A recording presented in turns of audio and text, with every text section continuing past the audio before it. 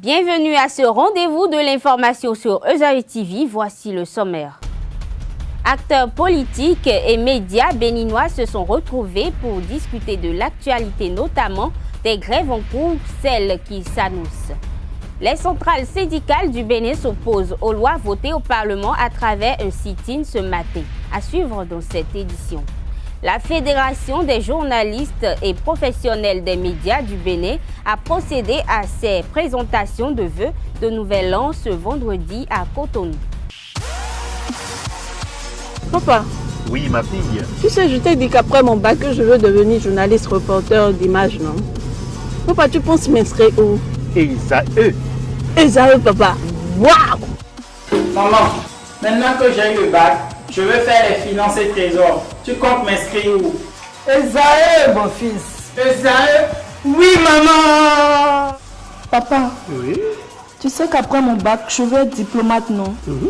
Et tu comptes m'inscrire dans quelle université? Mais Ezaïe, naturellement. Ezaïe?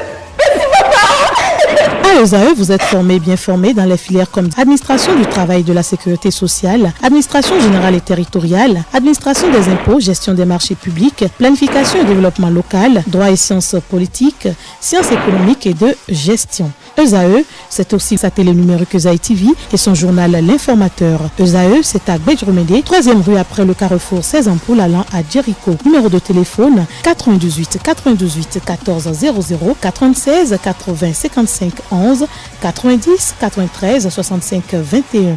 Ezaïe, l'excellence a un nom. Bonsoir à tous. Le 170e numéro des causeries de Café Média Plus a porté sur les médias au premier panel. Les invités du second panel se sont prononcés sur l'actualité, notamment sur la suppression du droit de grève pour certains fonctionnaires du pays. Il a été animé par le politologue Francis Laleye et Gildas Agoncan, député au Parlement national. Reportage. Vote du budget de l'État, discours du chef de l'État à la nation, suppression du droit de grève pour certains corps, grève généralisée annoncée, analyse de début d'année qui risque d'être mouvementée. Tel est intitulé le thème autour duquel a porté les discussions du second panel des causeries de Café Média Plus ce vendredi 12 janvier 2018. Le politologue Francis Laleye convie les citoyens à la prudence face aux tensions récemment survenues au Bénin. Quand j'entends parler un certain nombre de gens s'agissant du droit de grève, je me rends compte qu'on voit les inconvénients. Mais il faut voir les avantages. Qu'on le veuille ou non, depuis même un peu avant 90, le droit de grève, la grève est devenue le dernier rempart contre la toute-puissance de l'exécutif. Qu'on s'appelle Kérékou, qu'on s'appelle Soglo, qu'on s'appelle Yahi et qu'on s'appelle Talon aujourd'hui. Je crois qu'il ne faut pas oublier ça. Et c'est facile de prêter la bonne foi à ceux qui nous dirigent. Et ce n'est peut-être pas une mauvaise chose en soi. Mais je pense que pour être juste, il faut se dire, même en admettant que le dirigeant du moment ait la meilleure foi qui puisse être, et que jamais ne lui viendrait à l'idée de prendre le mauvais côté des choses, en admettant même ça, en ayant même une telle illusion, il faut se dire, mais et après? Si lui-même le fait aujourd'hui, qui dit, quelle est la garantie que le prochain aussi fera exactement pareil? Donc je crois qu'il faut faire très attention. Nous sommes champions de solutions circonstancielles et de solutions à court terme. Encore une fois, on connaît les inconvénients, et je suis le premier à les déplorer. Les abus, pas les inconvénients, les abus du droit de grève en matière de santé. On connaît les abus du droit de grève en matière de justice, il y en a eu. On connaît les abus du droit de grève dans un certain nombre de domaines. Mais il faut toujours mettre en balance les avantages et les inconvénients. Le député à l'Assemblée nationale et membre de la majorité parlementaire, Gildas Agoncan, estime que la situation qui prône actuellement trouvera une solution. De même, il assume son vote sur la suppression du droit de grève. Le vrai problème, c'est que nous sommes dans une phase où quelqu'un vient au pouvoir et se donne pour vocation d'apporter des réformes à un certain nombre de problèmes du pays. Est-ce que ces réformes sont bien mûries? Est-ce que ces réformes sont bien accompagnées? C'est là toute la problématique. Et ces réformes, nous sommes tous prêts à accepter ces réformes. J'ai l'habitude de dire que le Béninois aime les réformes à une seule condition, que ça ne touche pas ses intérêts.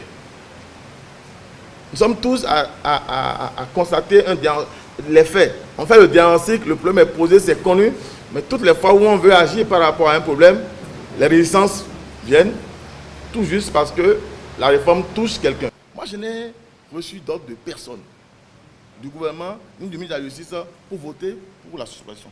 De personne. Je le dis à mon âme et conscience. De personne. Je pense que s'il faut refaire, je le ferai encore demain. Mon rôle, c'est de faire ce que j'estime bien. Il existe une autre instance qui dira ce que tu as fait n'est pas bien. C'est tout le problème. Je crois que le grand frère a évoqué avant 90. Oui, la situation avant 90 n'était pas du tout la situation d'aujourd'hui. Si on a mis dans la Constitution le droit de grève en 90, c'est par rapport à l'histoire d'avant 90. Aujourd'hui, j'ai dit, tout abus d'un droit conduit inexorablement vers sa remise en cause. C'est ce que nous vivons. Il faut noter que ce 110e numéro de Café Média Plus est le premier numéro de l'année 2018. Les 6 centrales syndicales du Bénin étaient en sit-in ce matin sur l'esplanade de l'Assemblée nationale. Ils ont délivré un message à l'endroit du président du Parlement, représenté par son directeur de cabinet et le secrétaire général administratif. Ce mouvement vient en protestation contre les lois votées récemment par l'Assemblée nationale et qui sont jugées liberticides et en complicité avec l'exécutif par les syndicalistes. Reportage. Comme annoncé, les centrales syndicales ont assailli l'esplanade de l'Assemblée nationale ce 12 janvier pour un sit-in. Les secrétaires généraux des centrales ont pris la parole avant la déclaration, qui pour souhaiter la bienvenue, qui pour exhorter les militants à ne pas baisser les bras. Ceux qui sont venus nous soutenir, aussi bien à visage découvert que dans l'anonymat. Dans tous les cas, les confédérations et centrales syndicales du Bénin vous remercient tous et saluent le courage de tous les travailleurs. L'activité de ce matin est un sit-in, mais un sit-in de protestation au niveau de l'Assemblée nationale. Camarades secrétaires généraux des différents syndicats, affiliés ou non aux confédérations. Je veux parler des non-affiliés, particulièrement ceux du ministère des Finances, ceux du port autonome et d'autres secteurs. Vous m'excusez si j'en ai oublié. Camarades, différents responsables départementaux, communaux, à divers niveaux de tout le pays. Camarades militants, population, parce que ici je vois des femmes, je vois des artisans, ce n'est plus simplement les travailleurs militants des confédérations. Nous vous souhaitons la bienvenue sur l'esplanade de l'Assemblée nationale à Porto-Novo ici. À voir déjà le nombre de participants, je peux dire que le sit-in a été un succès. C'est la lutte des travailleurs qui nous a conduits à la conférence nationale. Et la grève a été constitutionnalisée. C'est un acquis de la conférence nationale. 90, 2018, ça fait 90, 2018, ça fait combien d'années? 28 ans après, est-ce qu'on est prêt à retourner en arrière? Le directeur de cabinet et le secrétaire général administratif de l'Assemblée nationale ont reçu la déclaration des syndicalistes au nom du président Adrien Humbedi. Nous n'avons pas de déclaration à faire suite à la lecture de votre déclaration. Je vais simplement vous dire que le président de l'Assemblée nationale a instruit son directeur de cabinet et le secrétaire général administratif de l'Assemblée nationale à vous recevoir, à recevoir votre motion. Les militants mobilisés et engagés ont donné de la voix jusqu'à la fin de ce sit-in qui annonce des grèves dans tous les secteurs pour la semaine prochaine. Suivez les points de revendication des centrales syndicales. Nous venons jouer notre partition à travers ce sit-in et la présente déclaration en protestant vigoureusement contre 1. Le refus à peine voilé du Parlement que vous dirigez de contrôler réellement l'action du gouvernement à cause de votre allégeance personnelle au président de la République, allégeance dont la rapidité de contagion et l'effet dévastateur sont perceptibles au sein de l'institution parlementaire. 2. Le vote mécanique des lois scélérates, enlaidissant tous les compartiments de notre droit positif. 3. La dérégulation du droit social de notre pays par des propositions de loi adoptées avec une monstrueuse célérité, mettant en coupe sombre notre administration publique et transformant les ressources humaines dans le secteur privé en une vulgaire marchandise. 4 plutôt. La démolition progressive et programmée d'un des leviers essentiels de la vivacité de notre démocratie par le récent retrait du droit de grève à certaines catégories d'agents publics au mépris de la lettre et de l'esprit de l'article 31 de notre Constitution et des engagements internationaux souscrits par notre pays. 5.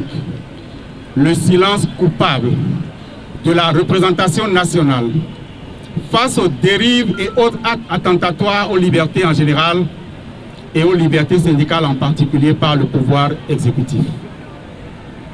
Cette liste n'est pas exhaustive, Monsieur le Président. La Fédération des journalistes et professionnels des médias du Bénin a sacrifié cet après-midi à la traditionnelle cérémonie de présentation de vœux de Nouvel An à Cotonou.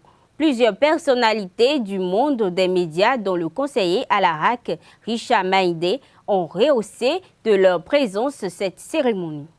Le protocole accueille les membres de la fédération et les convive à cette cérémonie de présentation de vœux. Tout est fin prêt. Le comité d'organisation n'attend que l'arrivée du président de la Fédération des journalistes et professionnels des médias du Bénin pour donner le top. Ce dernier fait son entrée quelques minutes après son vice-président. Antonin Humbadji, secrétaire général de la FJPMB, plante le décor. Judicaël Bagidi, qui est le secrétaire à l'organisation de la fédération, va faire office d'un membre qui va former ses vœux à l'endroit du président. Et après, le président prendra la parole et à son tour, naturellement, pour former ses vœux les meilleurs et présenter de façon très brève les activités menées au titre de 2017 et également faire des projections. Les perspectives, bien évidemment, pour les mois et les années à venir. Et après, le conseiller spécial du président, je vais nommer notre aîné, Richard Maïndé, qui doit naturellement dire quelque chose pour la circonstance. Le décor ainsi planté, les participants se présentent tour à tour. Puis, le secrétaire à l'organisation de ce creuset, Judicaël Bagidi, forme au nom de tous les adhérents les vœux de Nouvel An au président Aurélien Aïssoun. Les vœux de tous les membres de la fédération à travers ma personne, ma modeste personne au président, c'est la forme, la pleine forme et beaucoup plus de détermination à faire de cette fédération ce que nous voulons d'elle. À son tour, le président de la FJPMB s'est prêté au même exercice.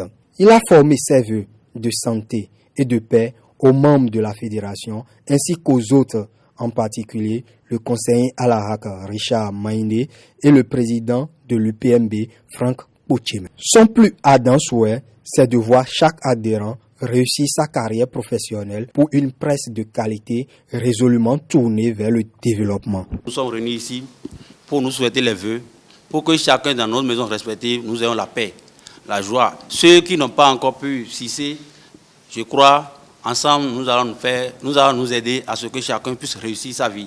Donc, autant que nous sommes pour les consciencieux, nous allons advenir. Et moi, j'y crois. À cette première édition de la présentation des vœux à la FJPMB, il est annoncé la célébration prochaine des 5 ans de l'organisation cette année 2018. À présent, je vous invite à suivre les propos de quelques participants à la cérémonie. Que ce soit une année de paix pour chacun de nous, pour nos familles respectives, et que sur le plan professionnel, dès que nous allons nous retrouver en janvier 2019, chacun puisse prendre la parole pour dire vraiment, par rapport à il y a un an là, moi voilà ce que j'ai constaté comme avancée. C'est ça. Quand on fait le bilan de cette façon, on a la chance de corriger ce qui peut encore l'être. Je voudrais nous souhaiter que nous puissions faire rayonner davantage ce groupe en cette année 2018. Et à l'UPMB, nous pensons que la meilleure façon pour nous aujourd'hui de nous révéler, c'est d'aller à la spécialisation. Nous avons aujourd'hui pour donner un nouveau visage à la presse béninoise, d'améliorer nos productions. Surtout ça. Et que autant que nous sommes ici, chacun de nous, quand il se réveille, qu'il se dise « je dois m'améliorer ». Je dois améliorer ma production chaque jour que Dieu fait. Et c'est en cela qu'on peut fabriquer de grands journaux. C'est en cela qu'on peut mériter vraiment le nom journaliste. Pour ma part, les différents discours, les différentes allocutions que nous avions eues au début de ces présentations de vœux m'ont permis, moi personnellement, d'ajuster un peu encore tout ce que j'ai programmé pour l'année 2018. Donc mes impressions sont vraiment bonnes. Il faut que nous montrions de par nos actions que notre vision reste la même et que notre engagement de faire de la presse une presse de qualité, une relève de qualité reste intact. Et nous voudrions sincèrement que ceux-là qui s'inscriveraient dans la même dynamique que nous se joignent à nous pour qu'ensemble nous constituions cette relève de qualité que nous appelons de tous nos voeux. En stage de préparation à Cotonou depuis mardi dernier, les handballeurs nigérians vont jouer leur second match test contre la sélection de la Ligue du Sud de handball demain samedi 13 janvier 2018 au Hall des Arts de Cotonou. À l'aller, les deux équipes se sont neutralisées par le score de 29 buts partout. Comment les entraîneurs vont aborder cette manche retour? Ils se sont confiés à nos reporters. C'est toujours un match collectif, c'est un sport collectif. On ne sait jamais. Bon, on va voir si on va gagner. Je ne promets rien, d'accord? On vient, c'est pour jouer. L'aspect que l'équipe adverse présente, c'est par rapport à ça que nous allons jouer. Et je vous ai dit, moi, je ne peux pas être sur ce banc et jouer contre une équipe comme ça et faire une défense 6-0. C'est des gars qui sont des shooters, c'est des expérimentés. Leur objectif, c'est que la défense soit aussi. Leur entraîneur est venu me dire, mais pourquoi tu ne descends pas la défense pour que je puisse préparer mon équipe? Je dis non, tu vas à une Coupe d'Afrique, tu peux rencontrer une défense comme ça. On a sorti la défense, on a orienté les arrières à l'extérieur, les arrières à l'extérieur. D'accord? Donc pour le match de retour, on va continuer sur cette lancée-là. Mais ils vont s'attendre à cette défense. Mais nous allons travailler, on a encore 2 séances d'entraînement. On va faire du homme à homme, moitié terrain. On va les mettre en difficulté. Il faut les mettre en difficulté pour leur montrer que le peu de temps qui reste là, les trucs à régler, ils vont régler ça. Mesdames et messieurs, ce sera tout pour cette édition. Merci de nous avoir suivis et agréable week-end à vous.